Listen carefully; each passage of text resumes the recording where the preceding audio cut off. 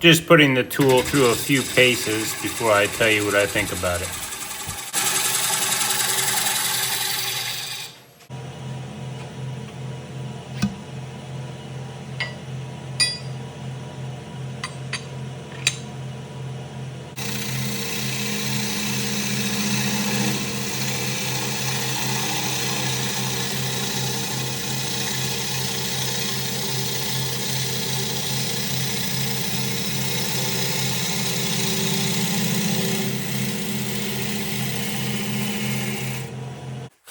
So right here at the grinder is the number one reason to have a quick release tool handle for your gouge. All you have to do, grab hold of that, twist it, pull it out, and you're ready to sharpen. It helps prevent running a tool too long, after it's dull. If you got to pull out an Allen screw, you're not likely to do that. So with just the tool, it's easy to do. I don't have a lot of leverage weight hanging out beyond the end of the tool, so holding it on the platform is fairly easy.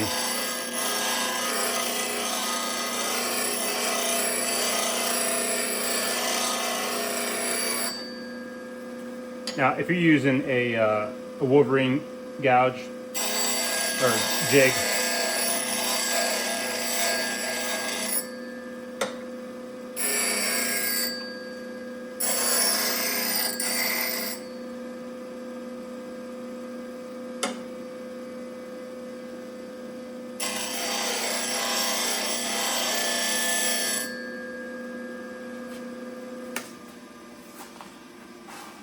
so if you're using a Wolverine jig, this is way less necessary. But if you're hand sharpening anything, and including this is a traditional ground tool that I started using in the quick release handle.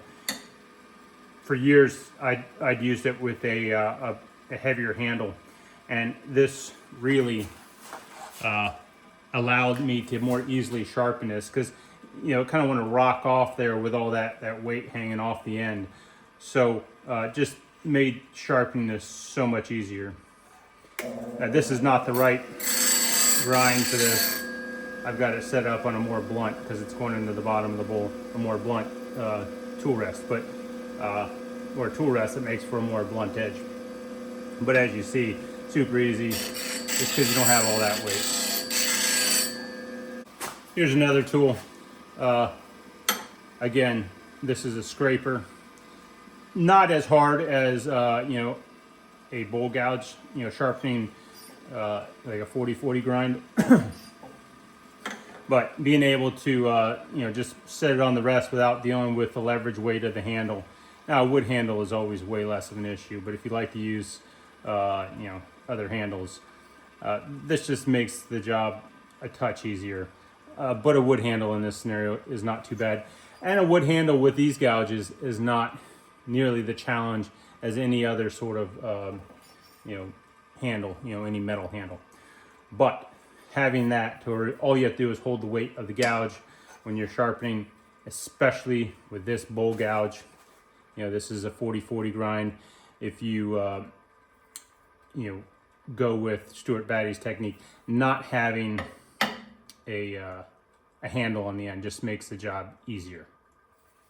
So in my mind, when you're choosing a handle, it should be either a quick change handle like these two handles here, or it should be a wood handle. So this is a factory handle that came with this spindle gouge. This is a handle that I made for this Thompson bowl gouge. I am not at all a fan of handles like this with the set screws, because you are less likely to sharpen your tools, and they can make it a lot harder to sharpen most tools. So for years, I had this gouge, a Thompson bowl gouge. I had it sharp. This is a traditional grind, so the wings are not swept back at all. So all you have to do is stick it on the rest and roll the tool. I had it paired with this set screw handle, and it would want to rock off that tool rest. So not at all a fan, you know, and especially if you're going to hand grind a bowl gouge like this. This is the 40-40 grind. It becomes very difficult. I'm not saying it can't be done, but especially if you're not a a person who's done it many times, you're going to have a real challenge. This is a Doug Thompson handle, and I do not intend to trash his product.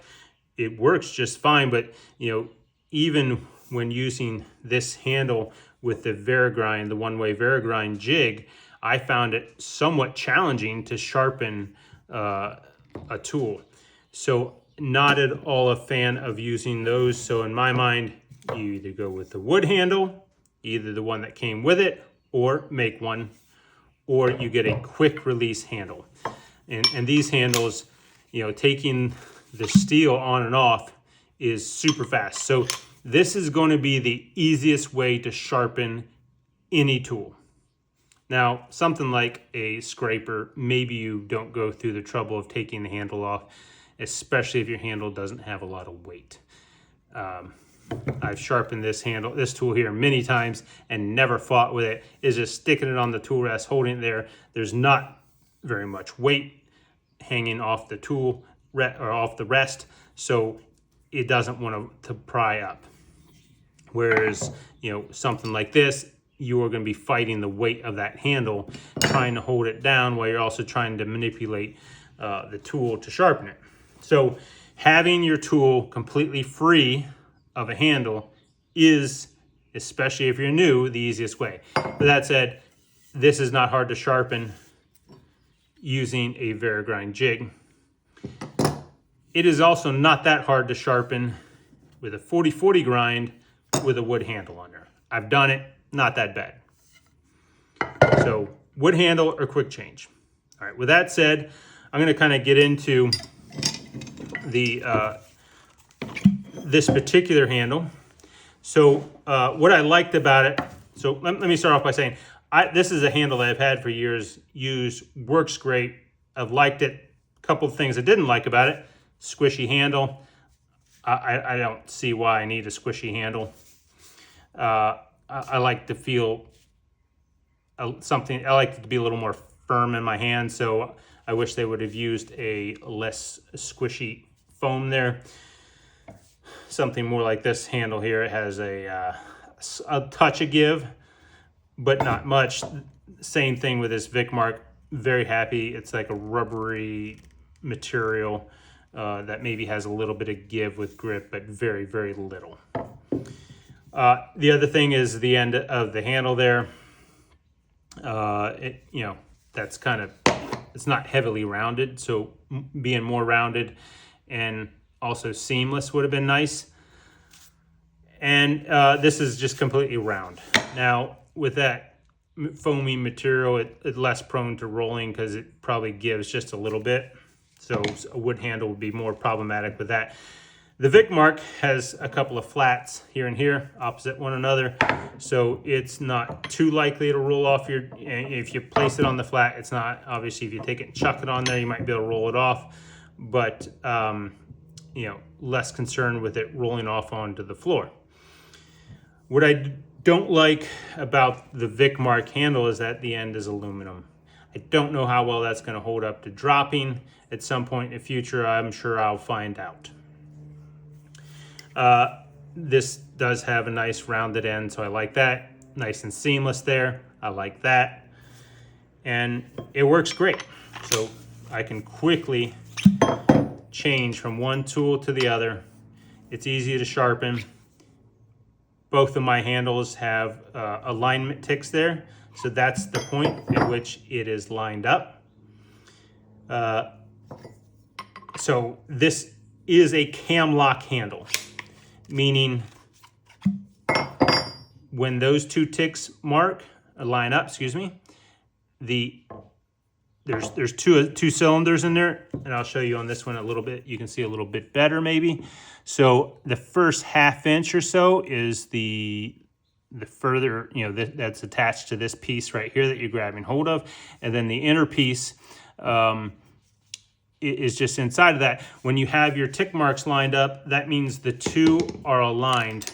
That is the widest insertion point. When you rotate it, and it tightens, but it stops tightening when you get 180 degrees.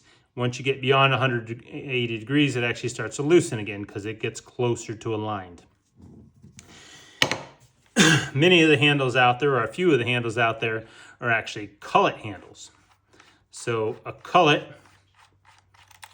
you have this inner taper on the shaft of the tool, I guess you call it. And then you have the cullet itself, which is also tapered to match that taper.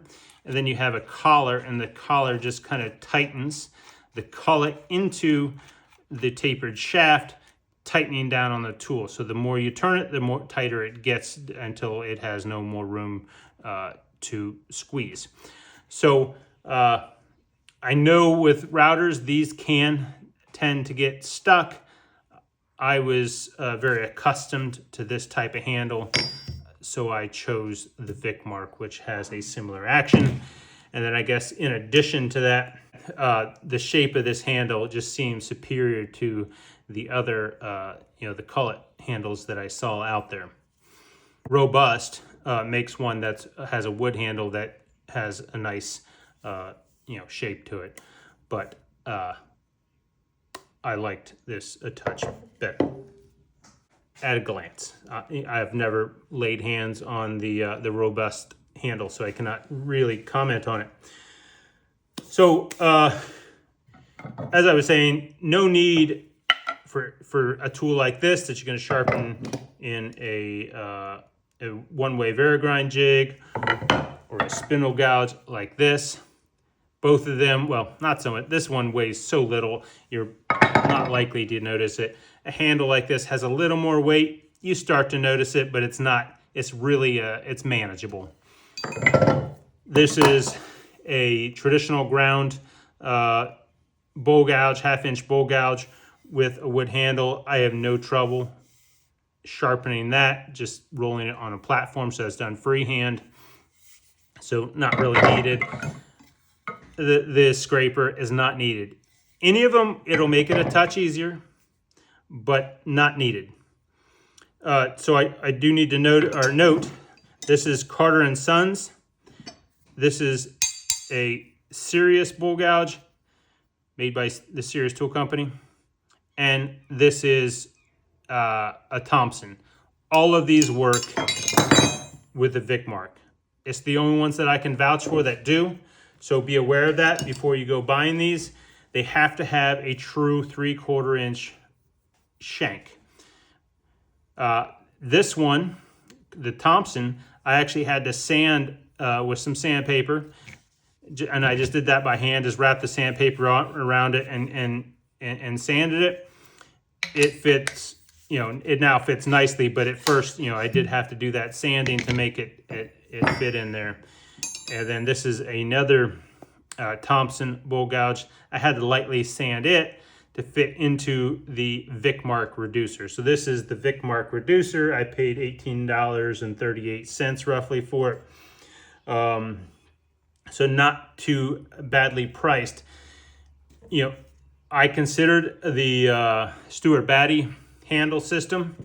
I like the idea of carbon fiber. It's known for being vibration absorbing, but the cost was really going to add up. So with these 3/4 inch gouges, I don't even need a reducer.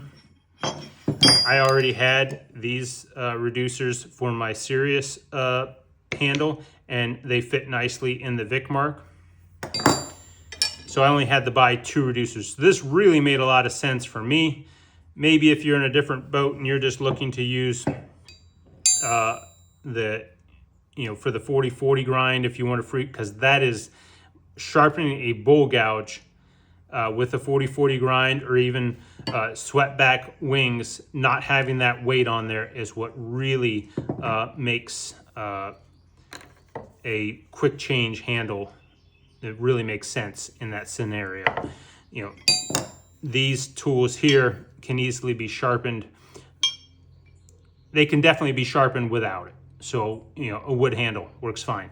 Now portability, this gives some portability. These handles will now fit into a smaller box versus something that's really long like this, especially when you have a nice new piece of steel that's pretty darn long. It doesn't fit into much of anything. So if you're transporting this or even flying with it, having a removable handle makes a lot of sense. So I'm in the United States. I just folded out my personal information. This is exactly what I paid to ship 2 reducers and 1 handle from Canada. This is the only company that I am aware of or that I could find that stocked this handle. So branches to bowls. So I don't know if I've really said it yet, but this Vicmarc quick change, and it's the long handle, is a handle that I really recommend.